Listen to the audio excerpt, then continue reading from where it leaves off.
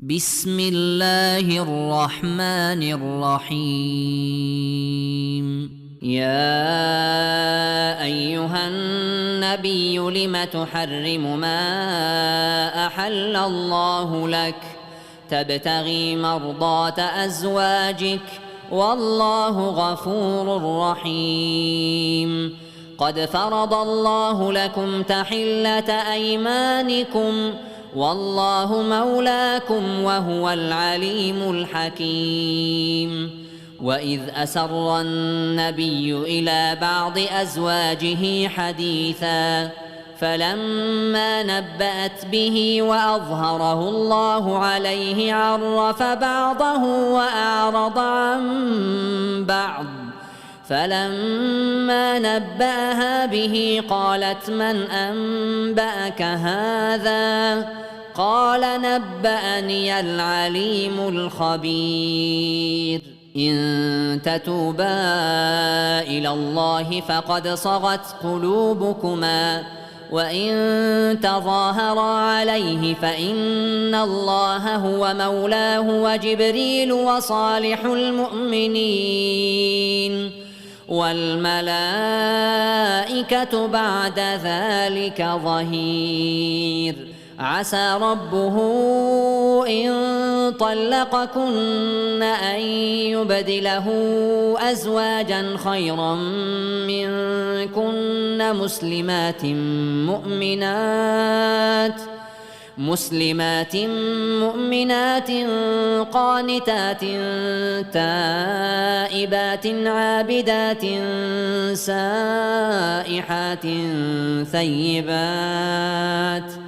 سائحات ثيبات وأبكارا.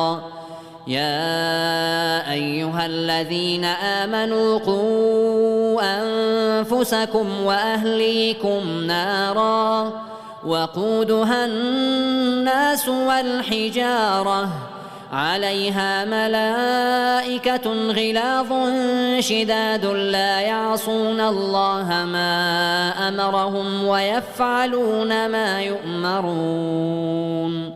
يا أيها الذين كفروا لا تعتذروا اليوم إنما تجزون ما كنتم تعملون.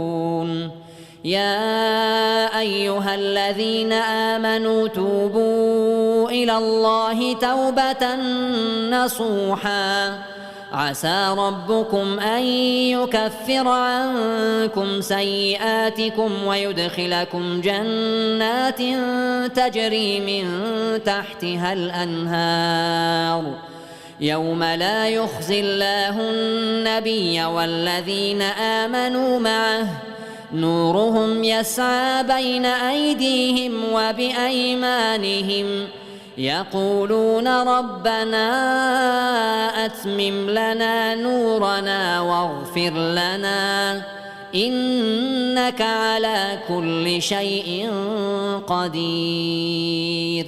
يا أيها النبي جاهد الكفار والمنافقين واغلظ عليهم ومأواهم جهنم وبئس المصير. ضرب الله مثلا للذين كفروا امرأة نوح وامرأة لوط كانتا تحت عبدين من عبادنا صالحين فخانتاهما فلم يغنيا عنهما من الله شيئا وقيل ادخلا النار مع الداخلين.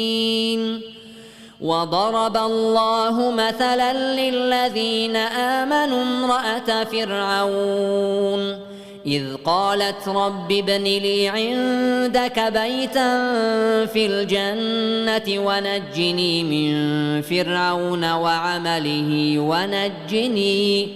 ونجني من القوم الظالمين.